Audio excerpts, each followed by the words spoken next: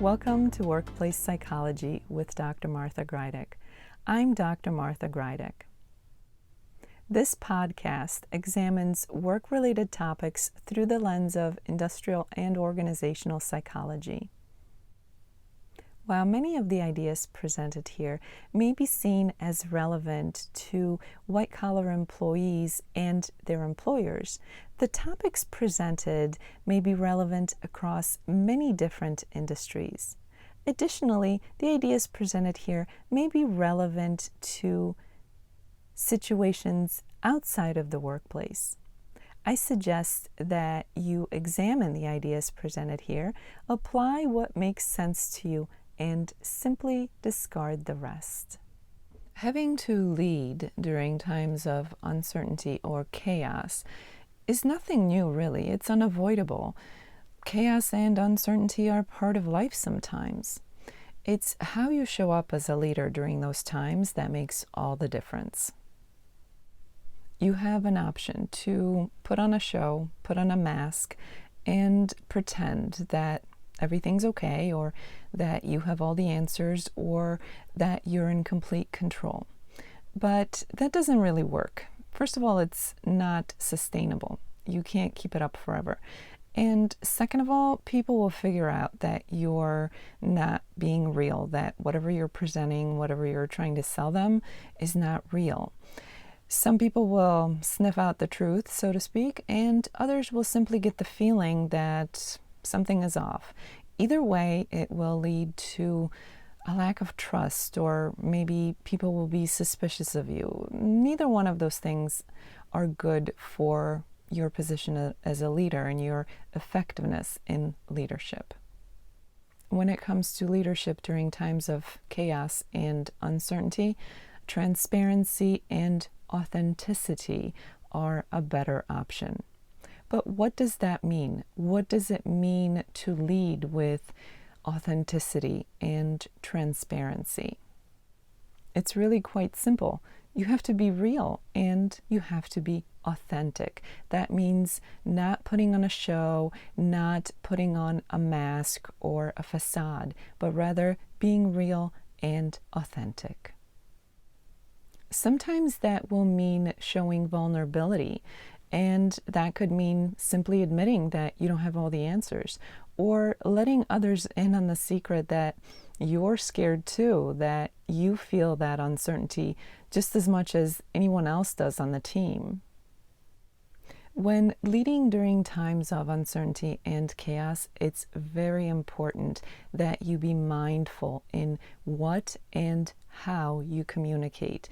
While we want to be honest with those we lead, we want to be honest with our team members, our peers, and everyone around us, everyone on our teams, it's important not to be a fearmonger. Don't add to the stress and the tension. Don't be a gossip. Don't be a drama queen.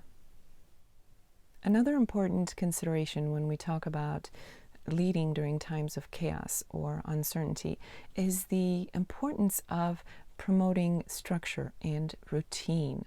Both of those give us a sense of normalcy and security. It's a little bit like kids when they're growing up, they need structure and rules. Well, it's not too different for adults, especially when we are feeling the stress of chaos and uncertainty. Being left to figure it out on our own can be much more stressful than having some kind of a routine, some kind of guidance to work within, some kind of rules to work within. So promoting that is very important when leading during times of chaos and uncertainty. It's also important that leaders seek input from others within their teams.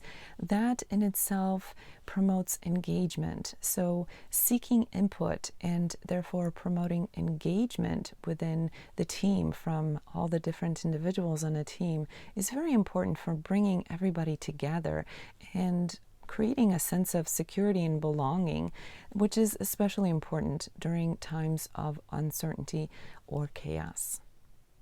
It's also important that we point out our strengths, the strengths within our team, individual strengths, strengths of the team as a whole. It's important to focus on that which makes us stronger, because when we are facing chaos or uncertainty, it is those strengths and remembering those strengths that will help us to get through those difficult times. It's also important to focus on the positive and focus on the wins. When we remind ourselves and remind others of our past wins, we are essentially letting them know that they're capable of succeeding and winning again and getting through difficult times. And that's similar for focusing on the positive. Whenever we focus on the positive, we are giving ourselves a chance to think in a more positive way, which can lead to creating possible new solutions that we may not have thought of if we are stuck in negative thinking and negative thoughts. While the best practices suggestions presented here today are aimed at leaders, they are not limited to leaders. We can all act as leaders without having a leadership title. That means that every team member can embrace the practices that were presented here today. Not only will that be helpful to the individual, but also to the group as a whole.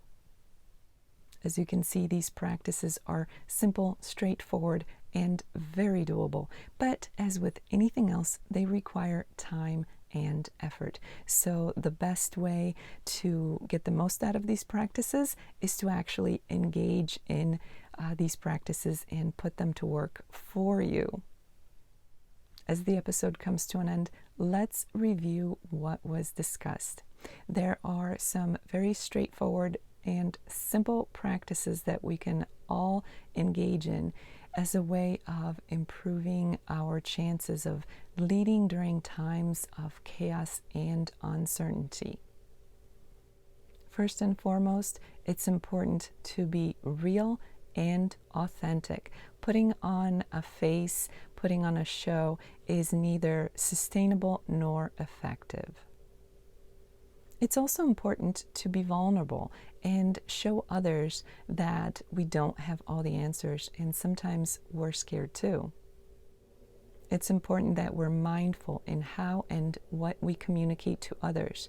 Times of uncertainty, times of chaos are stressful enough, so those are not the times to be fearmongers or drama queens or gossipers. It's also important to promote routine and structure. That gives us a sense of normalcy and security.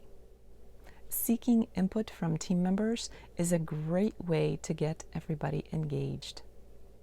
Working together as a team can help you and your team to get through difficult times. Make sure to remind everybody of their strengths, not only individual strengths, but also the strengths of a group. It is those strengths that can help us to get through difficult times as we move forward. Stay positive and focus on your wins, the wins of the team, the wins of individuals. It is the right kind of mindset that can help us to remain strong and focused and resilient during times of uncertainty and chaos. All of those are critical as we get through difficult times. As the week unfolds, I invite you to embrace and implement as many of the best practices that were presented here today as possible. And keep in mind that these are not only limited to those who are officially in leadership positions.